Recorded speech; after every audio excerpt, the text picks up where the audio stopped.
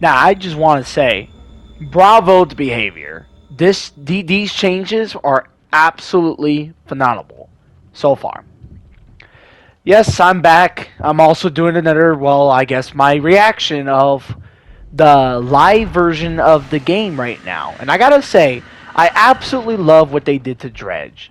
It's very good to see behavior planning good changes for a killer that is normally can be actually terrifying to play against, especially with all the nightfall and stuff.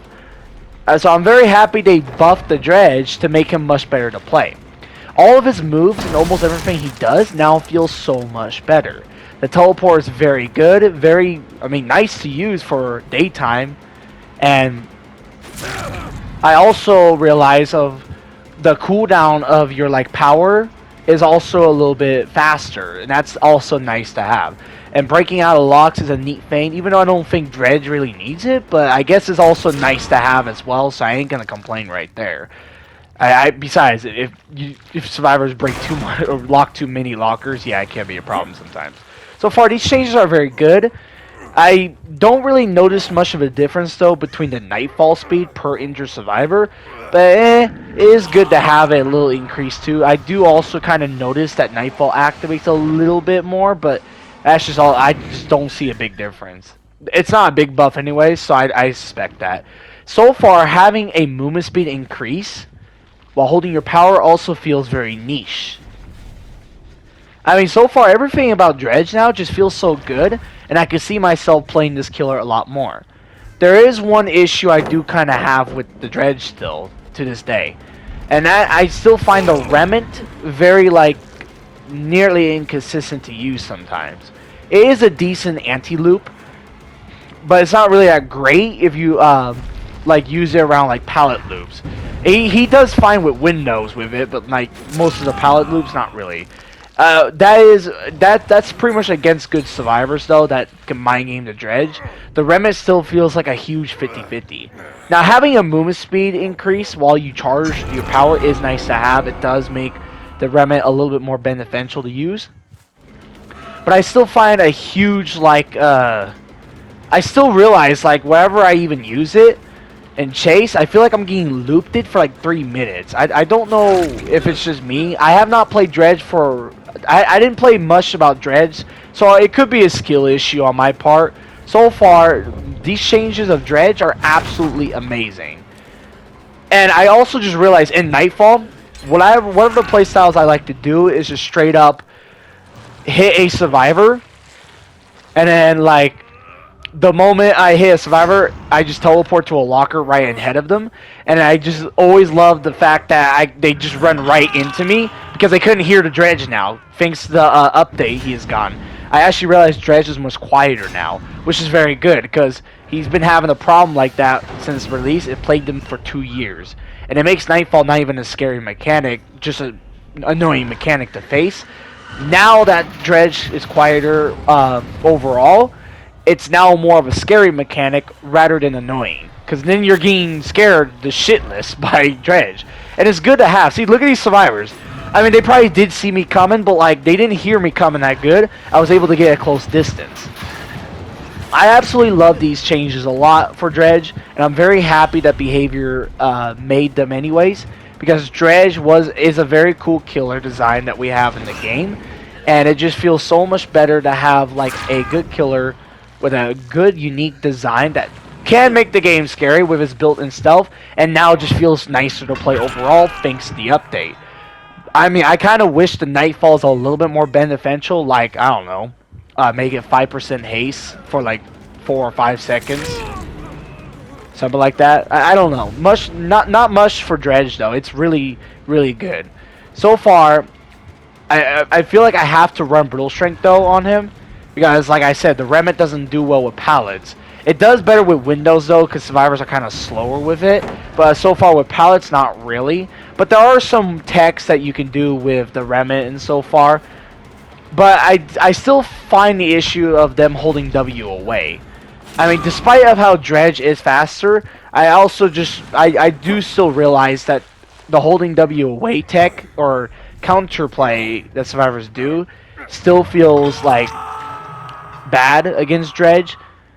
But so far, his remit, I guess, is okay. I kind of wish it's a little bit faster, like, after you use it. But so far, I absolutely love playing Dredge now. It feels so much better.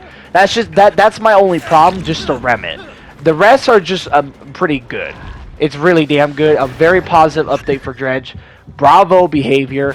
Love what they did to this killer. Now, on to the next one is the Knight.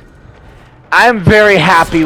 I was shocked. Like, I actually thought Knight was gone for good. Like, I thought my boy that I mained for 2 years, or not really 2 years, about like a year and a half, I thought he was gone for good. Like, I thought that all of the good work I had put into him is like completely gone.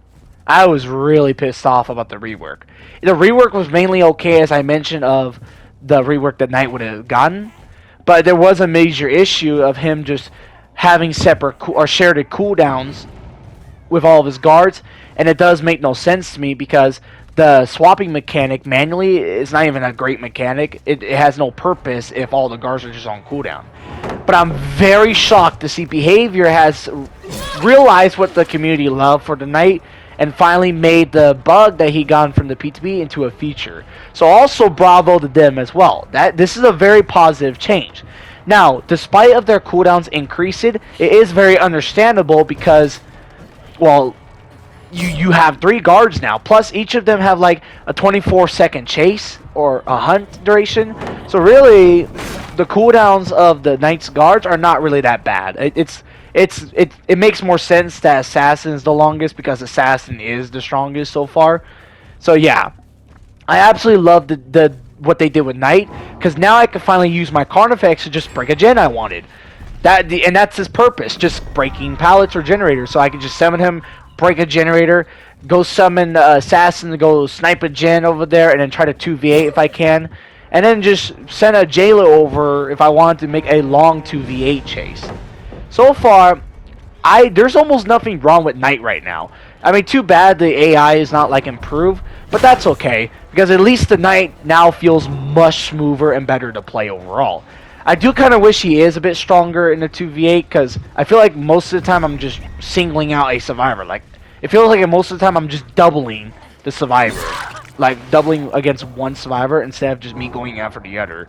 Because if I can't find any survivors and I just know there's one survivor, then all I can think of is just go help my guard and go get that survivor. Even though that's not really my playstyle with Knight, I always love to 2v8 them. That's just mainly me. But so far, Knight changed, thank God, and I absolutely love what they did with the Knight. I also forgot to mention about Nemesis buffs. Too bad I didn't make a Nemesis gameplay. I forgot about that, everybody. Nemesis is kind of forgettable about me.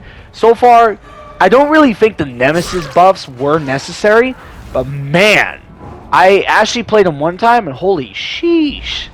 I honestly don't even know what's better now, Nemesis or Wesker, because the Nemesis buffs are kind of crazy, to be honest with you. Reaching the tier 2 Munland rate is really huge, but it helps Nemesis a lot for early game, because that's where he kind of suffers. He's one of those type of killers like Myers or Oni that survivors could starve his power. Not as bad as Oni and Myers, because with Myers, you have to stalk just to be a normal killer, literally. I mean, it's not easy to starve Myers because of distances and line of sight blockers, but so far, I mean, he is moved slower, so they still have the advantage. Oni is a regular killer, but literally just a regular killer with no power. It really sucks playing as Oni if they starve your power. Nemesis is not really as bad because he does still have a range attack, so you can still deny the pallets and windows. So he has the huge advantage about that. But so far, you do want your power to grow stronger for it to be more valuable. So far, reaching the Monleif in tier 2 feels already good enough with Nemesis. I'm surprised that they made his range attack a little bit increasable, like it's 6.5 in the tier 3, as well as having that reduced cooldown per whip survivor, like Pyramid Head's cooldown attack.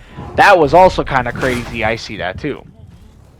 Too bad I kind of wish they focused more on the zombies though, rather than the Nemesis Tentacle Strike.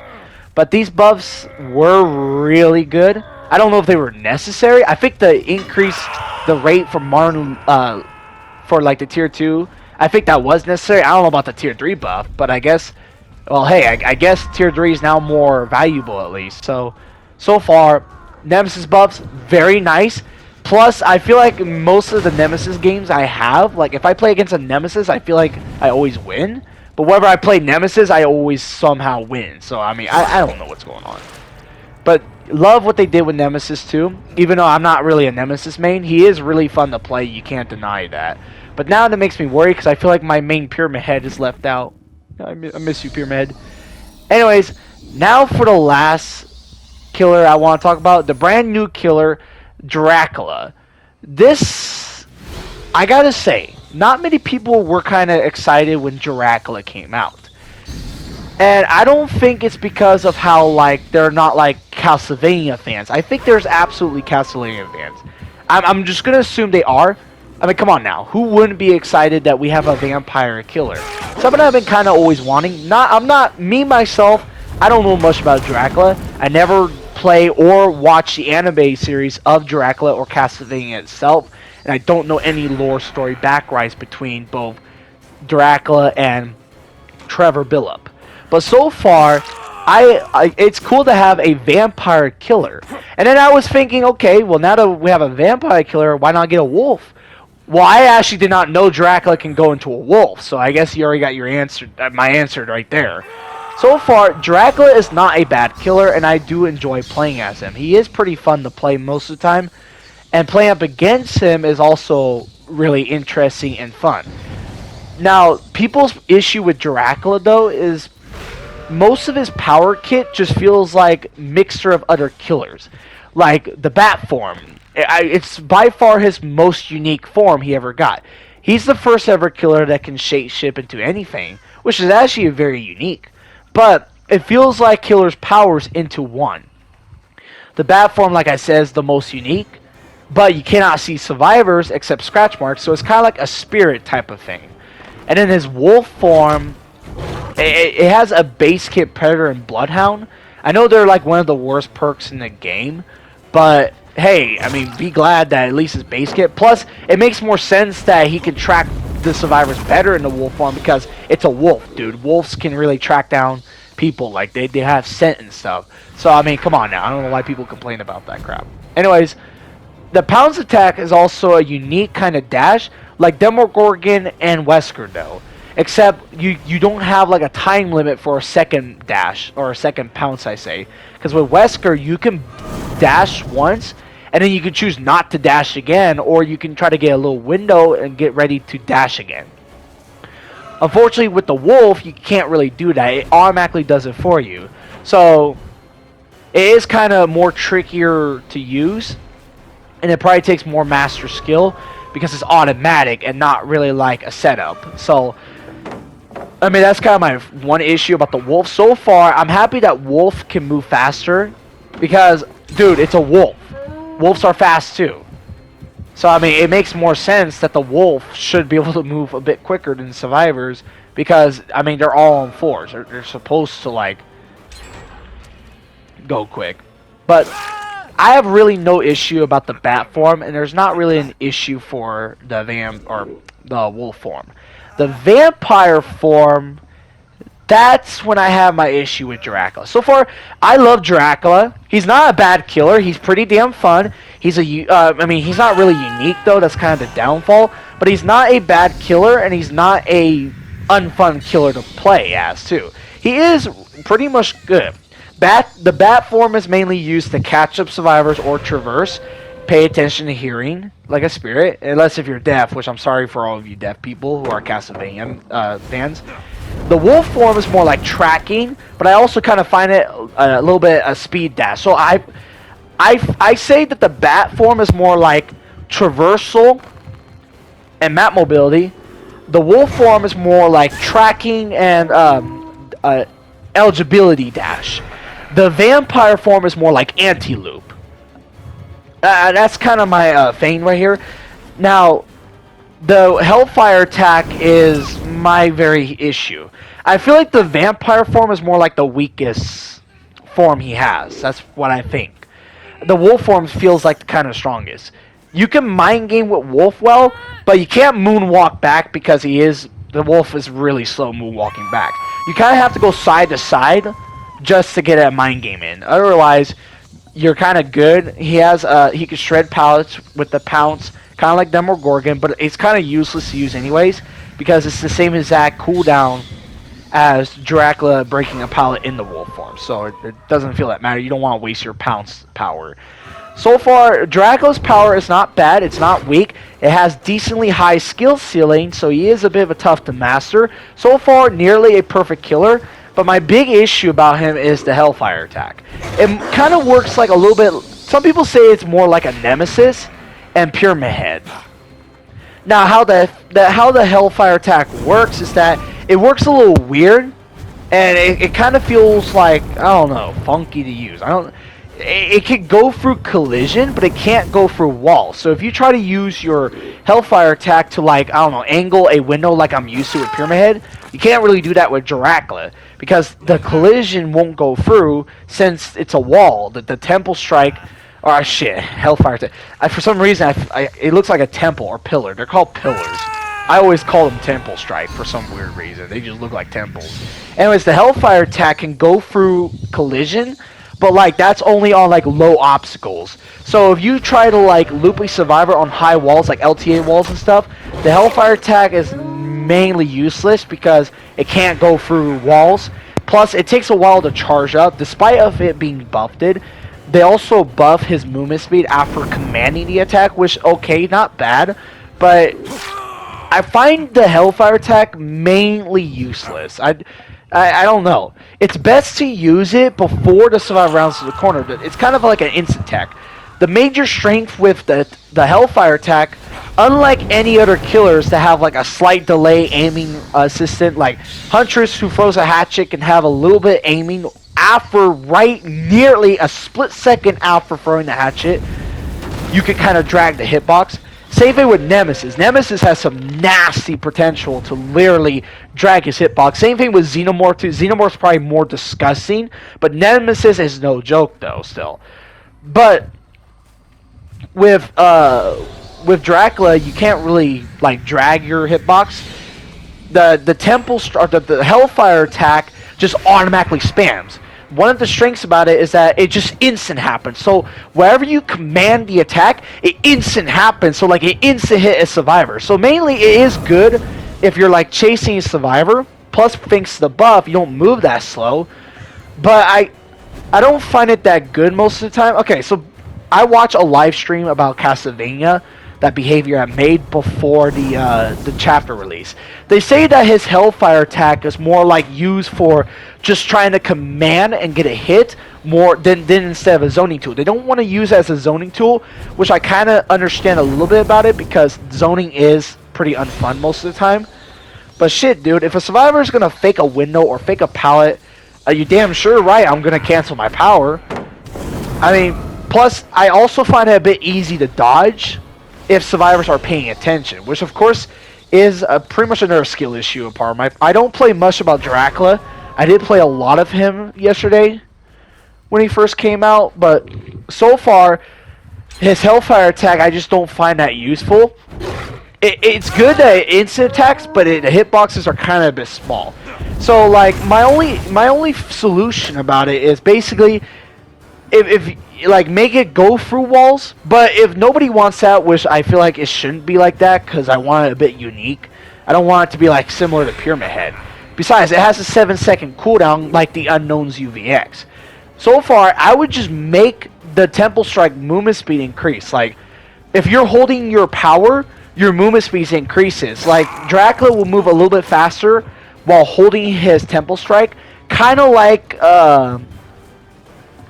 Dredge. Not really as fast. I'm talking about old Dredge, like old Dredge or Vecta, because Vecta has that 3.68 movement speed after like using the Mage Hand or any of his spells.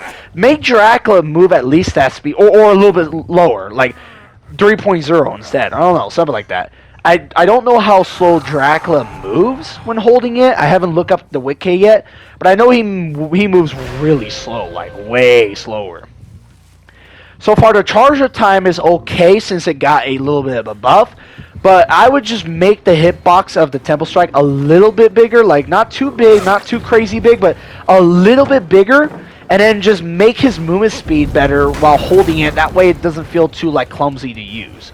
So far, I think it's an okay anti-loop power, but it has most of its, it's not a bad anti-loop power, and yes, you can get valuable out of it with correct time precise. So there is a huge skill issue or a skill ceiling about it, but I would just make it better to use overall. I would just make it like faster to use. That way it doesn't feel too clumsy. So far, Dracula's not really a bad killer, but that's just my only wishful thought.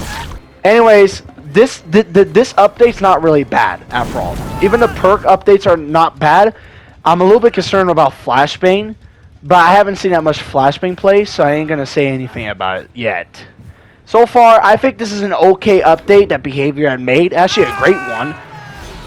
And that's basically my thoughts about the whole Castlevania update. Now, I'm hoping that in the mid-chapter, that's when the Unknowns update's going to come. I'm going to assume. Because we're about to hit September and the Unknowns update's going to come. The Dredge update is mainly pretty good. I didn't even try it myself. I mean, I kind of wish the Remnant was a little bit better. But so far, not a bad update. So I'm really, really excited of what they plan for the Unknown. And I'm really hoping that the Unknown is going to be better. So far, this is a great update in Castlevania. And I would like to play a little bit more Dracula. But hopefully they do make his Hellfire attack more smoother to esse. In like the bug fix or something like that. Unless if it's just a bug. I don't know. I don't think it's a bug though. So far, that's my opinion. And I'm going to play some more Dracula.